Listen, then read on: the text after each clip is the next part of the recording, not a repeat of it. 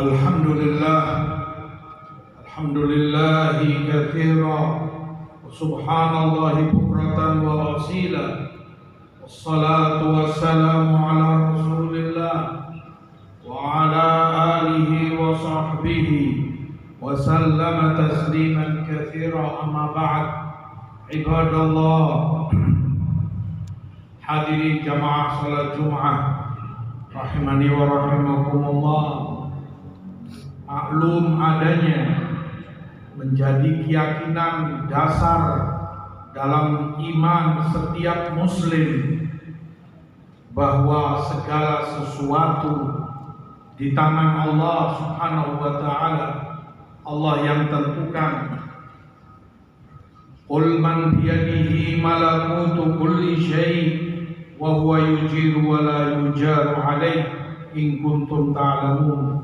Surat Mu'minun 88, Allah menyebutkan, katakan, siapakah yang di tangannya kerajaan dan kekuasaan segala sesuatu, dia yang melindungi dan dia tidak dilindungi jika kalian mengerti semua itu. Tentu itu semua hanya Allah Subhanahu wa ta'ala yang maha kuasa, termasuk perkara kehidupan manusia, rizki dan apa yang dia dapati dari segala usaha dan upaya yang dia perbuat, Allah yang tentukan. Di dalam hadis Abu Umamah Al-Bahili, Rasulullah SAW menyebutkan, Inna ruhal kudus nafatha fi raw'i annahu lan tamuta nafs hatta tastakmila rizqaha, bahwa dibisikkan di dalam hatiku oleh malaikat, setiap jiwa tidak akan mati, tidak akan mendapatkan ajalnya sebelum dia menyempurnakan rizkinya yang telah diatur, telah ditentukan oleh Allah Subhanahu wa taala. Fattaqullah wa ajmilu fil talab, maka bertakwalah kepada Allah dan baik-baiklah di dalam mencari rizki. Wala yahmilannakum istibta'a rizq ala an tatlubu bi ma'siyatillah. Lambannya, sulitnya rizki, berat untuk kalian dapati, jangan membuat dirimu bermaksiat kepada Allah dalam mencari rizki itu. Fa inna ma indallah la yunalu illa bi ta'atih, karena segala yang di sisi Allah termasuk rizki tidak akan bisa kamu dapati kecuali dengan ketaatan kepadanya. Maksiat dan dosa, mendapatkan penghasilan dengan cara haram, tidak akan mempermudah rizki seorang hamba, justru akan mempersulit dan semakin seret baginya. Ibadallah, hadirin jamaah sekalian rahimani wa rahimakumullah. Di dalam syariat diajarkan kepada kita beberapa perkara yang dengannya Allah akan mudahkan, Allah lancarkan rizki hambanya, Allah mudahkan barokah. Dia sedikit berbuat, dia tetap bekerja namun efisien. Apa yang dia lakukan mendatangkan rizki yang bermanfaat baginya. Di antara perkara tersebut yang pertama adalah banyak-banyak bertobat, beristighfar kepada Allah, mengakui dosa kita banyak, bertobat kembali segera kepada Allah. Itu pintu rizki yang terbesar.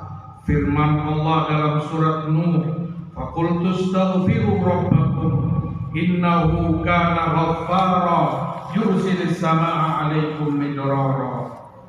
Aku, kata Nabi kepada kaumnya, menyampaikan, beristighfarlah kalian kepada Allah Rabb kalian. Allah Maha Pengampun, Jika kalian beristighfar, Allah akan turunkan hujan kepada kalian bertubi-tubi. Dan hujan salah satu dari rizki penting, terutama bagi para petani, dan hasil tani mereka dibutuhkan oleh semua kalangan masyarakat. Begitu pula oleh para peternak, mereka bergantung banyak kepada air hujan. Allah yang turunkan dengan istighfar kalian kepadanya. Demikian pula dalam surat Hud 52. Wa ya qaumi astaghfiru rabbakum thumma tubu ilaihi yursilis samaa'a 'alaikum midrara wa yazidkum quwwatan ila quwwatikum wa la tatawallaw mujrimin. Dan Nabi Hud berkata kepada kaumnya, wahai kaumku, istighfarlah kalian kepada Allah dan kemudian bertobatlah kepadanya. Dengan itu Allah akan turunkan hujan kepada kalian dan Allah tambah kekuatan kalian. Maka taubat dari segala dosa, dan kita banyak dosa. Beristighfar kepada Allah selalu dalam setiap waktu. Pintu rizki yang sering dilalaikan orang, itu rahasianya. Kenapa Rasulullah SAW dalam setiap hari beristighfar, bertobat kepada Allah lebih dari 70 kali. Ibadallah, hadirin jamaah sekalian rahimani wa rahimakumullah. Sebab yang kedua adalah takwa kepada Allah. Firman Allah dalam At-Talaq, "Wa man yattaqillah yaj'al lahu makhraja wa yarzuqhu min haitsu la yahtasib." Siapa yang bertakwa kepada Allah akan Allah jadikan untuknya jalan keluar terbaik. Siapa yang bertakwa kepada Allah akan Allah beri dia rizki dari arah yang tidak dia sangka-sangka. Ketika manusia telah gelap matanya, ketika dia mengira segala jalan telah dia tempuh, buntu, segala macam jalan yang dia gunakan belum juga mendapatkan hasil, arah yang tidak dia sangka, tidak dia nyana. Dengan takwa kepada Allah Subhanahu wa taala di surat Al-A'raf, walau anna ahlal qura amanu wattaqau lafatahna alaihim barakatin minas samai wal ard. Kalau saja penduduk negeri beriman dan mereka bertakwa kepada Allah, kata Allah, akan kami bukakan untuk mereka barokah dari langit dan barokah dari bumi. Bertakwa kepada Allah berarti seorang hamba membuat tameng, melindungi dirinya dari murka Allah. Tameng melindungi dirinya dari azab Allah. Tameng itu berupa ketaatan dia kepada perintah-perintah Allah. Dia meninggalkan dan menjauhi segala larangan yang dilarang dan diharamkan oleh Allah Subhanahu wa ta'ala. Itulah takwa. Dengan mentaati syariat, mengamalkan syariat Allah, tuntunan Rasul SAW, terbuka pintu rizki. Maka terbalik ketika seorang hamba menyangka justru dengan kemaksiatan akan dimudahkan rizkinya. Tidak akan rizki itu dimudahkan kecuali dengan takwa. Taati Allah, tinggalkan maksiatnya. Jika sulit rizkimu, jika seret penghasilanmu, bercerminlah. Apa larangan agama yang kau langgar? Apa perintah agama yang kau sia-siakan? Itu penyebab rizki itu menjadi sulit bagi seorang hamba. Sebab yang ketiga adalah silaturahim, menyambung hubungan silaturahmi, keluarga, sanak kadang, kerabat yang terikat nasab dan darah dengan keturunan kita. Di dalam hadis Rasulullah SAW sebutkan, man sarrahu an yubsata lahu fi rizqi au yunsa'alahu fi athari falyasil rahimah. Barang siapa yang ingin rizkinya diperluas oleh Allah, diperbanyak, dan ajalnya diperpanjang, umurnya, maka hendaklah dia menyambung silaturahmi. Sambunglah silaturahmi kita.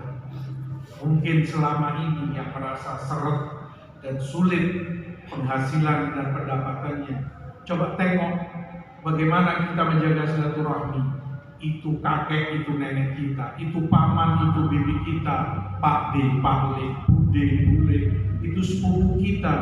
Mungkin jarang kita hubungan dan menyambung silaturahmi dengannya. Sambunglah silaturahmi dengan mereka dengan baik. Salah satu pintu penting untuk rezeki itu dipermudah, bahkan diperbanyak dan diperluas oleh Allah Subhanahu wa Ta'ala. Yang keempat adalah berinfak, bersedekah dengan apa yang Allah berikan kepada kita. Sisihkan walaupun sedikit kepada fuqara, orang-orang miskin dan yang membutuhkannya. Di dalam ayat Allah menjanjikan kepada hambanya, wa ma anfaqtum min syai' fa huwa yukhlifu. Apapun yang kalian infakkan, pasti Allah yang akan menggantikannya. Di dalam Bukhari Muslim, Rasulullah SAW katakan, Allah berfirman dalam hadis qudsi, anfik ya bna Adam unfik alaih, wahai bani Adam, kata Allah, infaklah, maka aku pun akan menginfaki kalian, aku pun akan memberi belanja dan harta kepada kalian. Sebagaimana Allah berbuat baik, memberi nafkah kepada hambanya, berikan nafkah itu pula infakkan kepada sesama, berbagi. Tidak harus banyak, masing-masing orang sesuai kapasitas dan kemampuannya. Anda mampu 10.000, keluarkan 10.000. Anda mampu 100, mampu 1 juta, yang mana Anda mampu, tetapi berinfak. Itu janji Allah, unfik alaih. Semakin engkau berinfak, semakin Allah akan jamin infak rizkinya yang Ia berikan kepadamu. Ibadallah, hadirin jamaah sekalian, di dalam hadis Bukhari Muslim, Rasulullah sebutkan setiap hari ada 2 malaikat berdoa. Malaikat makhluk mulia, makhluk suci, dari cahaya Allah ciptakan, tidak pernah maksiat sama sekali, selama hidupnya selalu taat kepada Allah. Kabul doanya. Yang satu mendoakan kejelekan, yang satu mendoakan kebaikan. Yang mendoakan kebaikan mengatakan, Allahumma amsik, Allahumma a'ti munfiqan khalafa. Ya Allah, di hari ini yang mau berinfak, beri dia ganti yang jauh lebih baik. Doa baik bagi yang mau berinfak, bersedekah. Yang satu berdoa, Allahumma a'ti mumsikan talafa. Ya Allah, di hari ini yang mumsik menahan hartanya, tidak dia infakkan, beri kerugian pada harta bendanya, berinfaklah, Allah akan ganti dengan yang jauh lebih baik di sisinya. Aku ma tasma'un, wa sallallahu ala nabiyina Muhammad, walhamdulillahi.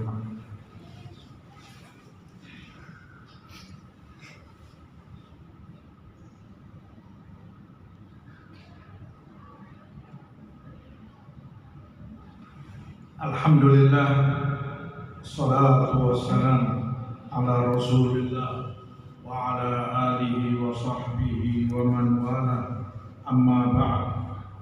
Ibadallah, hadirin jamaah salat Jumat yang dimuliakan Allah dan yang saya hormati, termasuk pintu rizki adalah memperbanyak ibadah, memperbanyak pendekatan diri kita kepada Allah Subhanahu wa ta'ala. Dalam hadis qudsi di riwayat Hakim, bahwa Allah berkata, ya bna Adam tafarrag li ibadati amla qalbaka ghina wa amla yadaika rizqa. Wahai anak cucu Adam, beribadahlah kalian kepada, banyak-banyaklah beribadah kepada Allah. Niscaya dengan itu aku akan memenuhi hatimu dengan kecukupan.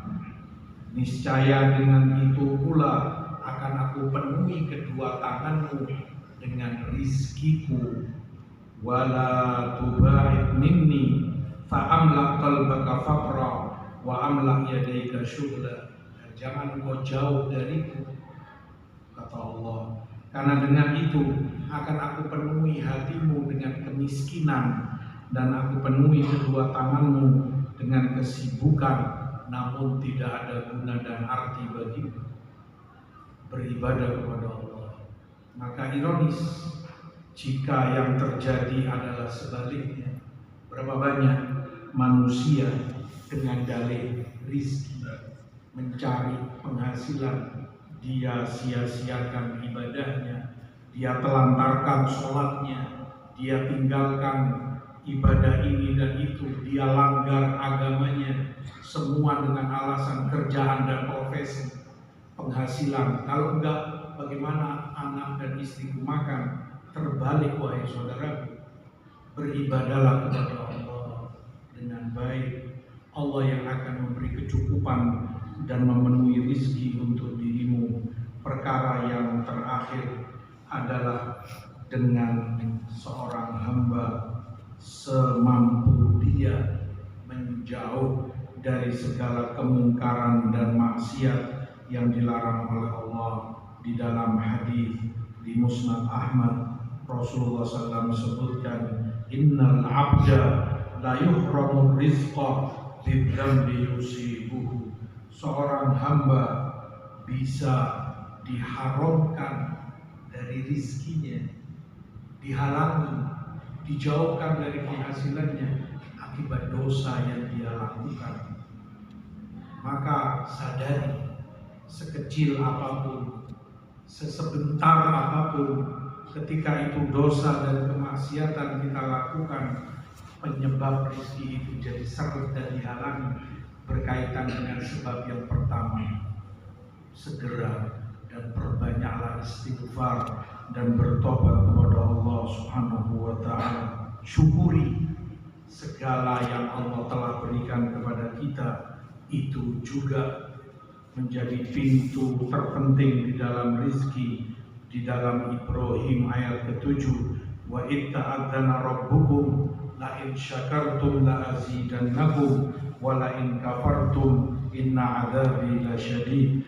Allah telah umumkan kepada kalian, jika kalian bersyukur akan aku tambah rizkiku, aku tambah pemberianku untuk kalian. Tapi jika kalian kufur, sungguh kata Allah, azabku sangatlah keras.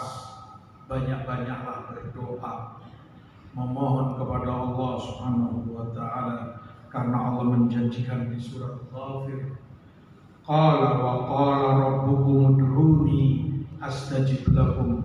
Rabb kalian berkata, berdoalah kepadaku, mintalah kepadaku, pasti aku akan jawab, aku akan kabulkan permintaanmu. Yang memerintah kita berdoa Allah. Doa itu ibadah kita kepada Allah, ketaatan kita kepada Allah, karena Allah yang perintahkan.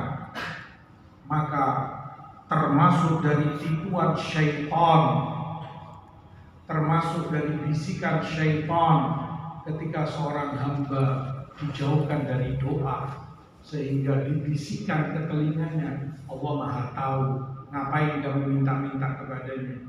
Allah sudah tahu kalau engkau butuh, nggak perlu kamu berdoa. Ngapain kamu mengadu kepadanya? Tuhan Maha tahu apa yang engkau butuhkan. Jangan mengajari Allah. Itu bisikan syaitan. Doa itu ibadah yang sangat dicintai oleh Allah, dan Allah yang perintahkan.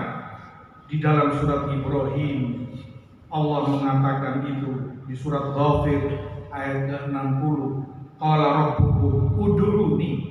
Allah yang berkata, berdoalah kepadaku, itu perintah Allah. Doalah. minta kepada Allah dalam setiap waktu kita, utamanya saat kita sholat. Ya Allah, bukakan pintu rizkimu untukku. Ya Allah, berikan aku barokah dari rizki yang kau berikan. Cukupi aku dengan rizkimu untuk anak istriku dan seterusnya. Itu perintah Allah. Allah cinta untuk didoai. Walaupun Allah memang maha tahu, sebelum kita berbuat pun Allah maha tahu apa yang akan kita perbuat. Tapi Allah cinta, Allah senang untuk hambanya berdoa kepadanya. Itu beberapa sebab dan pintu penting agar rezeki kita dipermudah, dilancarkan, diperluas, diperbanyak oleh Allah. Yang itu dambaan setiap dari hamba. Mudah-mudahan Allah memberi rezeki yang halal, rezeki yang barokah kepada kita semua. Amin ya rabbal alamin. Allahumma shalli ala Muhammad wa ala ali Muhammad kama shallaita ala Ibrahim wa ala ali Ibrahim innaka Hamidum Majid. Wa barik ala Muhammad wa ala ali Muhammad kama barakta ala Ibrahim wa ala ali Ibrahim innaka Hamidum Majid. Rabbana atina fid dunya hasanah wa fil akhirati hasanah wa qina adzabannar. Allahumma inna nas'aluka khaira ma sa'alaka bihi nabiyyuka Muhammad sallallahu alaihi wasallam wa na'udzu bika min syarri ma sta'adzaka minhu nabiyyuka Muhammad sallallahu alaihi wasallam. Allahumma aghnina bihalalika an haramik. Allahumma aghnina bisu'alika amman siwak. Wa sallallahu ala nabiyina Muhammad walhamdulillahi rabbil alamin.